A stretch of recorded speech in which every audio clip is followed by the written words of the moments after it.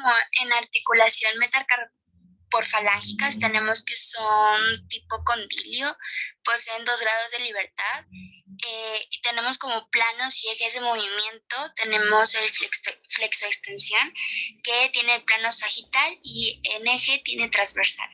También tenemos la inclinación lateral, que es el plano frontal y tiene un eje anteroposterior. En amplitud de movimientos tenemos la flexión, que es un próximo a 90. Si el dedo índice alcanza justo los 90 grados, la amplitud articular va aumentando hasta el quinto dedo. También tenemos la extensión activa, que varía según los individuos, puede alcanzar de 30 grados a 40 grados. La extensión pasiva puede alcanzar los 90 grados en sujetos con gran laxitud ligamentosa. También tenemos la osteocinemática. La amplitud de esta rotación axial pasiva en las articulaciones es mayor en los dedos anular y meñique, con una medida de rotación de unos 30 a 40 grados. También tenemos una amplitud de flexión y extensión en las articulaciones que aumenta gradualmente de los 2 a los 5. También tenemos en la segunda articulación, tenemos unos 90 grados de flexión y unos 110 a 115 grados en la quinta. Y como algo importante tenemos que la abducción y la aducción en las articulaciones metacarpofalángicas se producen unos 20 grados. La atrocinemática tenemos que está relacionado cóncavo convexo y se basa en la superficie articular cóncava de la falange sobre la cabeza convexa del metacarpiano. También tenemos en extensión activa la base de la falange proximal rueda y se desliza en la dirección dorsal. La hiperextensión completa está limitada por el estiramiento del ligamento palmar. También en abducción y aducción tenemos el parecido a la flexión, pero significativamente menor en el flexor, en la flexión completa, en que la extensión completa los ligamentos colaterales que se extensan en la flexión completa. Bueno, y como desplazamiento tenemos que la profundidad del fondo del saco anterior es indispensable para el deslizamiento del fibrocartílago glenoideo. También como medios de unión tenemos una cápsula articular, ligamentos colaterales, ligamentos metacarpiano transverso profundo. Como medios de adaptación tenemos una membrana sinovial. En las articulaciones interfalángicas tenemos que son tipo troclear, que poseen un grado de libertad. También tenemos movimientos fisiológicos que son la flexión y la extensión. El verdadero movimiento funcional activo es la flexión. La extensión es simplemente a la posición de partida. También tenemos los planos y ejes de movimientos. El dedo índice se flexiona directamente en el plano sagital y el eje transversal. Los ejes de flexión de las articulaciones metacarpofalángicas e interfalángicas no son fijos ni mutables. En extensión se sitúan en el plano sagital y el transversal. También tenemos su rango de movimiento y amplitud de movimiento y también su trayectoria, que tenemos que la flexión de la falange proximal sobre la palma de la mano alcanza los 90 grados. También tenemos que la flexión de la falange media sobre la proximal pueden alcanzar casi los 110 a 130 grados. Y también tenemos por último la flexión de la falange distal sobre la media, que presenta una amplitud de 65 a 90 grados. También tenemos como superficies articulares, tenemos la cabeza de la falange, la base de la falange distal también, como se ve en la imagen. También tenemos las alteraciones de la cinemática, que es la flexión. En este caso tienes los ligamentos laterales que se tensan en la flexión. En la extensión tenemos los ligamentos laterales que están tensos durante la máxima extensión. También, y en la flexión intermedia tenemos que están descendidos. En movimiento paralógico tenemos y rotación automática, tenemos que es necesario que los últimos 3 dedos se flexionen en una dirección más oblicua, tanto más internos del dedo, y también tenemos que la flexión oblicua permite a los 2 dedos oponerse al pulgar, como lo vemos en la imagen. Como desplazamiento tenemos que en la flexión el fibrocartílago se desliza sobre la cara anterior de la falange proximal. Tenemos como medios de unión el ligamento palmar, ligamento colaterales, cápsula articular, membrana sinovial. Como medios de adaptación tenemos que tiene un fibrocartílago glenoideo. Músculos y corredas y tendones. Tenemos que las corredas son medios por el cual los tendones quedan sujetos al esqueleto. También tenemos que para recorrer las porciones cóncavas de su trayecto. Y en la primera correda es el conducto carpiano. Eh, por él pasan todos los tendones flexores desde el antebrazo a la mano. También tenemos que el nervio medio también pasa por este conducto. Tenemos que de borde a borde se extiende una banda fibrosa. En este caso es el retináculo flexor. También tenemos que los tendones flexores quedan sujetos por 3 poleas fibrosas en cada dedo. Aquí tenemos 3 imágenes que esos son, bueno, se pueden ver nuestras correas.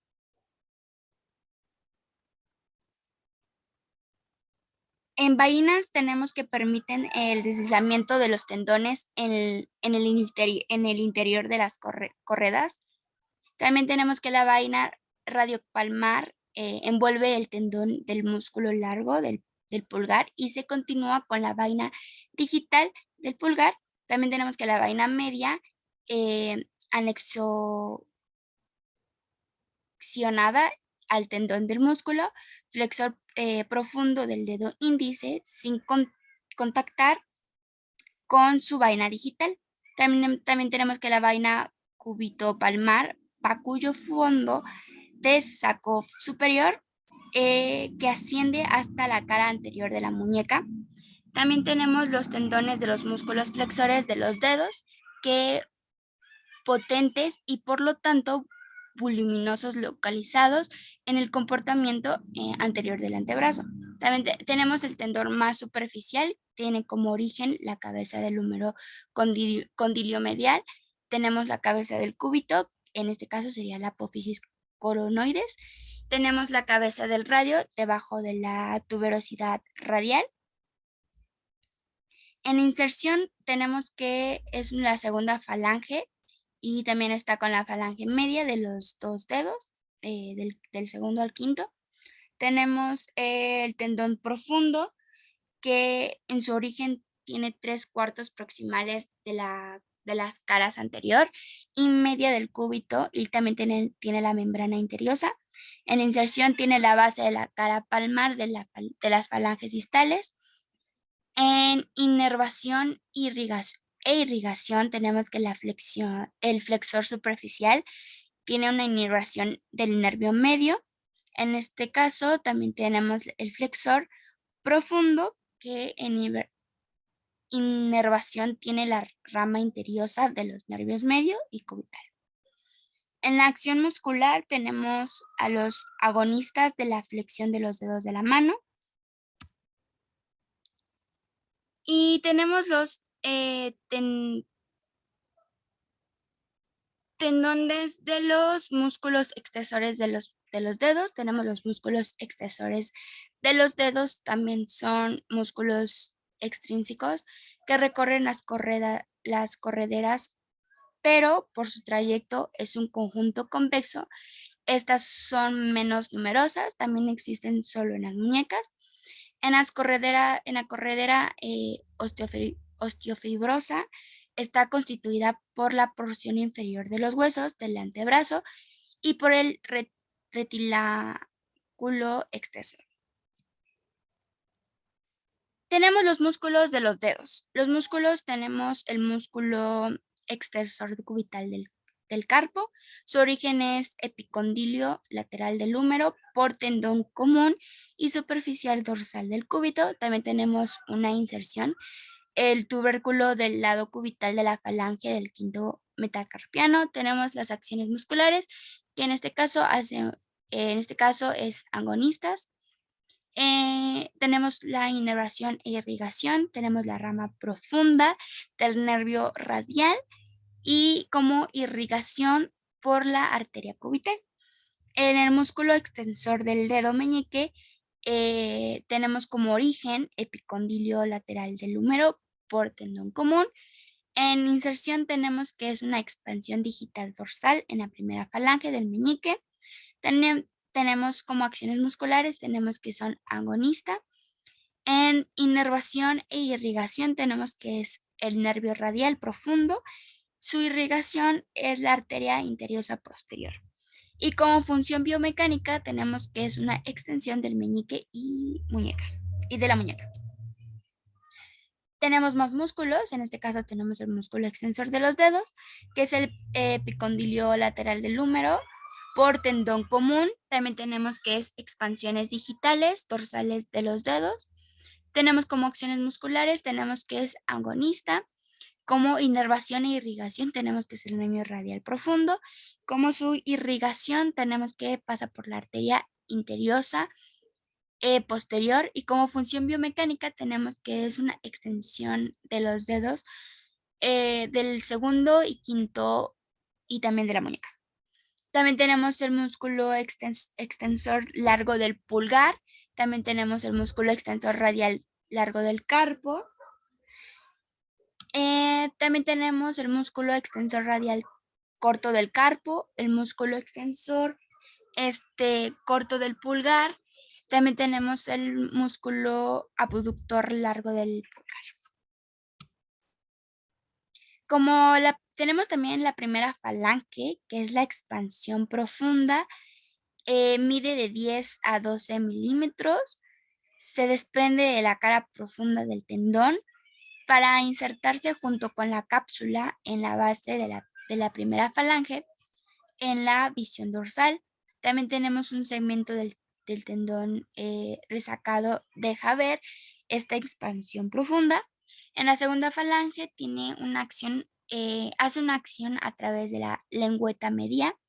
También depende del grado de tensión del tendón. Tiene una posición en la muñeca. En la tercera falange tenemos la acción a través de la segunda lengüeta laterales. Depende del grado de tensión del tendón y también tiene una posición de la muñeca. Como músculos interiosos tenemos que las inserciones de estos músculos esclarecen las acciones musculares. En el plano fisiológico, los músculos interiosos poseen dos tipos de acciones sobre la articulación metacarpoforfalángica. Tenemos que hacer una acción de lateralidad y la flexoextensión. Su acción de la lateralidad sobre los dedos está determinada por la inserción de una parte del tendón terminal sobre el tubérculo lateral de la base de la primera falange.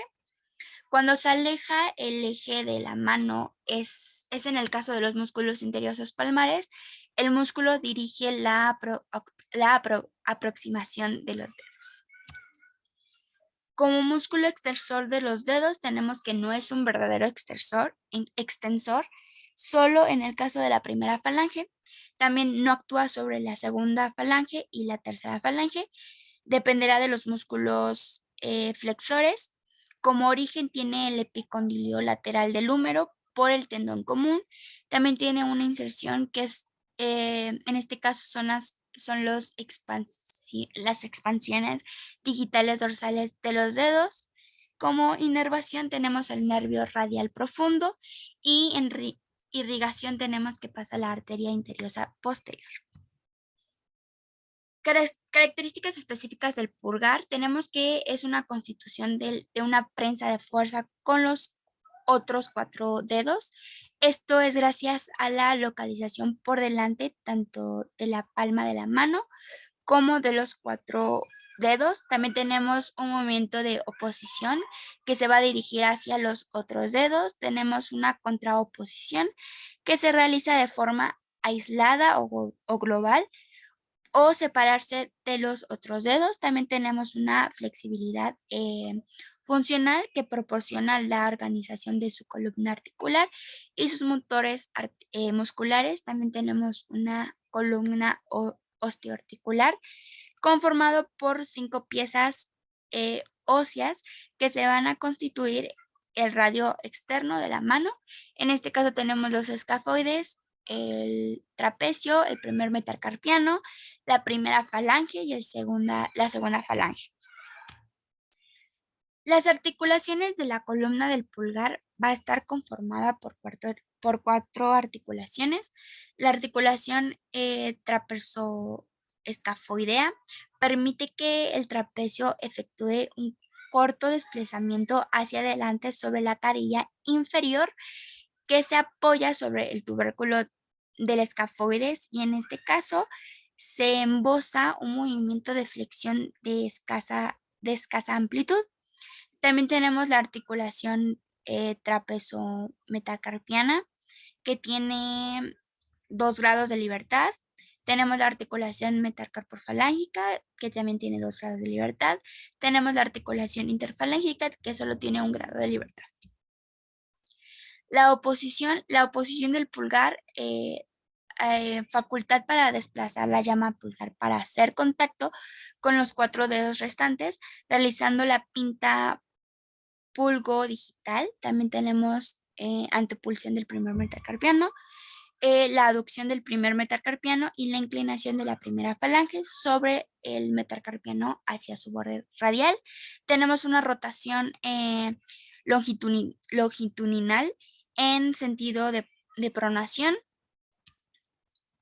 En la articulación trapezo-metacarpiana tenemos que esta articulación en la que se va a formar en el primer metacarpiano y en el hueso trapecio, esta va a ser del género de la diastrosis y del subgénero encaje recíproco. Como superficie articulares vamos a tener una cóncava y convexa por parte del trapecio y otra cóncava y convexa por parte de la cabeza del primer metacarpiano. La cóncava de una va a ser congruente con la convexa de la otra. En las articulaciones metacarpofalángicas del pulgar, este es tipo condilia, por lo tanto posee 2 grados de libertad, la flexoextensión y la lateralidad. Tenemos como grados de libertad que posee 2 grados de libertad.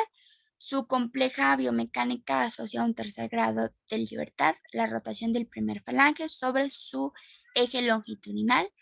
Como planos y ejes de movimiento tenemos que la flexión pura en torno a un eje transversal por acción equilibrada de los músculos sesamoideos externos e internos hasta la semiflexión. Tenemos como 2 tipos de movimientos complejos de flexión e inclinación. También tenemos una rotación longitudinal. Como movimientos fisiológicos tenemos que la posición de referencia de la articulación metacarpofalángica del pulgar es la posición de alineación. También tenemos un movimiento de flexión activa que es de 60 grados a 70 grados. La flexión pasiva puede alcanzar los 80 grados e incluso los 90 grados. Una contracción de los músculos sesamoideos internos conlleva una inclinación cubital de algunos grados y una supinación de 5 a 7 grados. También tenemos una contracción de los músculos sesamoideos externos que produce una inclinación radial y una pronación de 20 grados. Como fisiología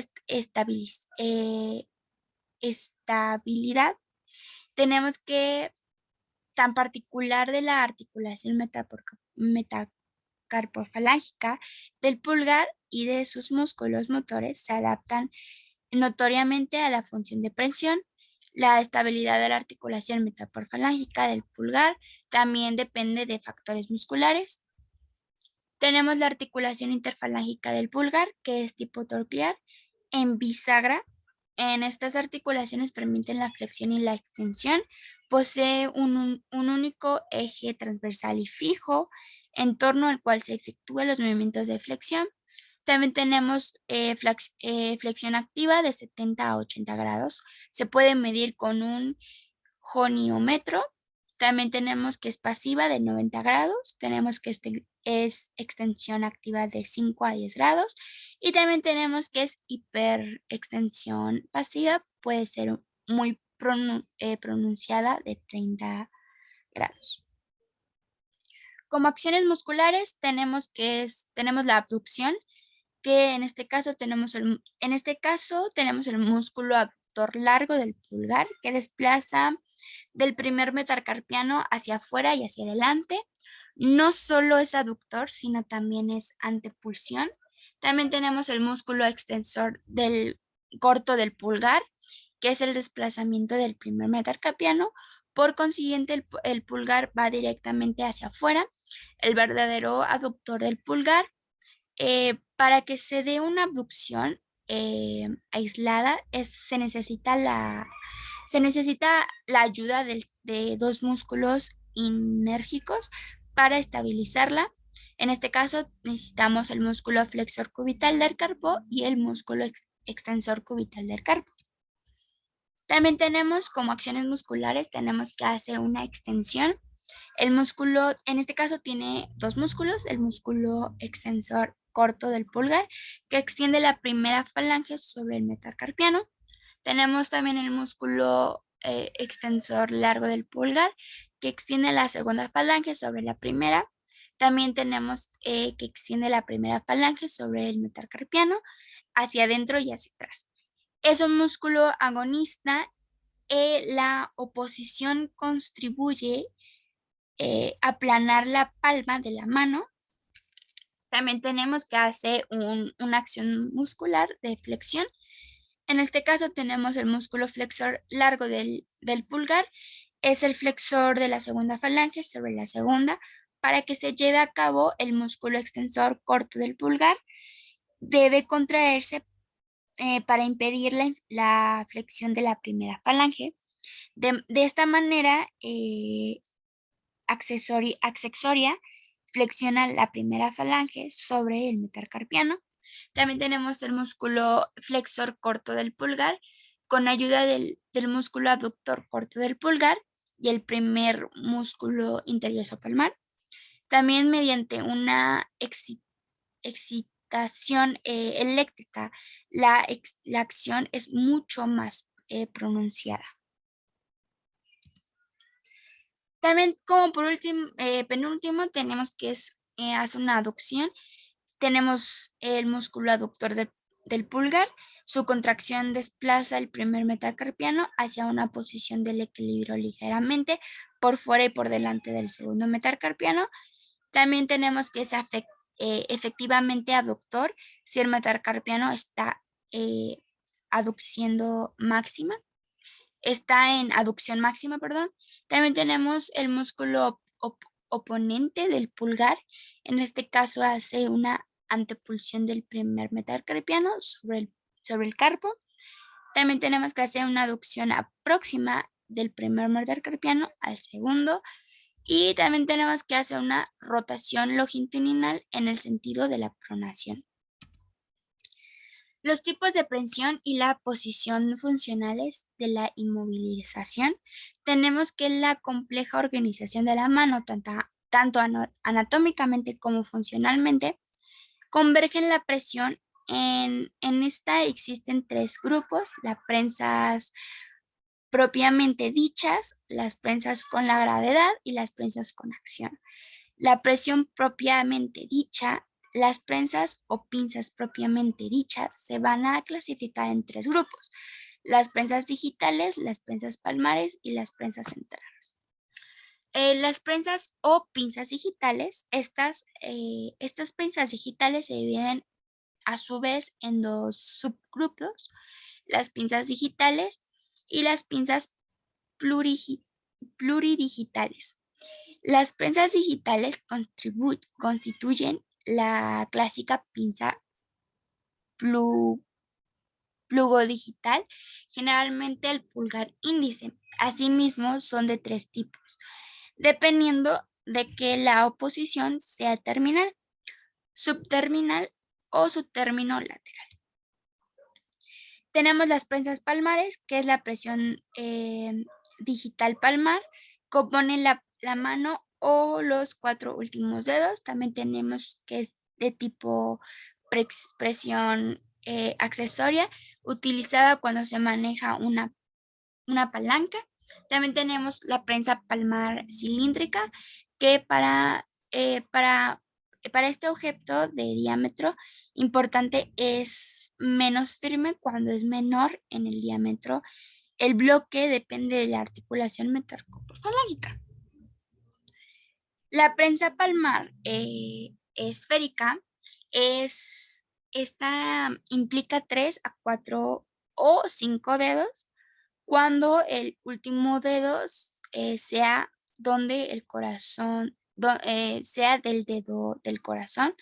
En la prensa esférica tridigital también tenemos la prensa palmar esférica pentadigital, que todos los dedos contactan con el objeto por su cara palmar. El pulgar se opone al dedo anular y tiene mayor diámetro, y el bloque está distalmente por el dedo índice y del dedo corazón. Las prensas con la gravedad, tenemos que todos estos tipos de presión a modo de sostén necesitan que la supinación esté íntegra.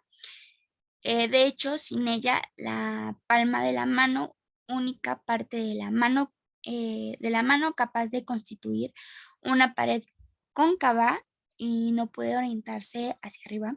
También tenemos que la prensa de una taza con 3 dedos utiliza la gravedad, puesto que su circunferencia queda sujeto entre 2 topes constituidos por el pulgar y el dedo del corazón, además de un gancho formado por el dedo índice.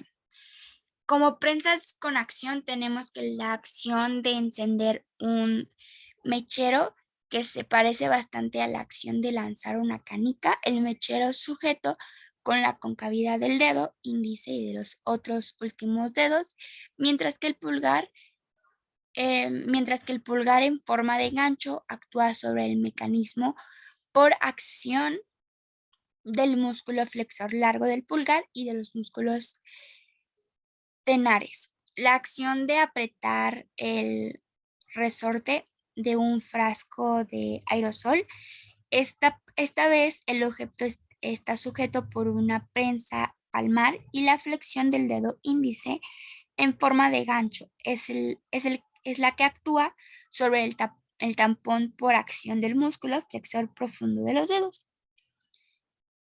La acción de cortar con tijeras, las anillas se ensartan por una parte por el pulgar y por otra parte por el dedo del corazón o el dedo anular. También la acción de comer con palillos chinos. Uno de los palillos pertenece fijo, bloqueado por el dedo anular en la comisura del pulgar, y otro palillo móvil mediante una prensa tridigital pulgar. También tenemos el índice corazón, conforma una pieza con el primero. También tenemos la acción de hacer nudos con una sola mano. En este caso también se trata de una prueba de habilidad manual, que se supone la acción independientemente y coordinada de 2 piezas digitales, una índice corazón que actúa de prensa lateral y otra pulgar anular que actúa de prensa pulgodigital, aunque muy poca utilizada. Y eso ha sido todo, espero que les haya gustado.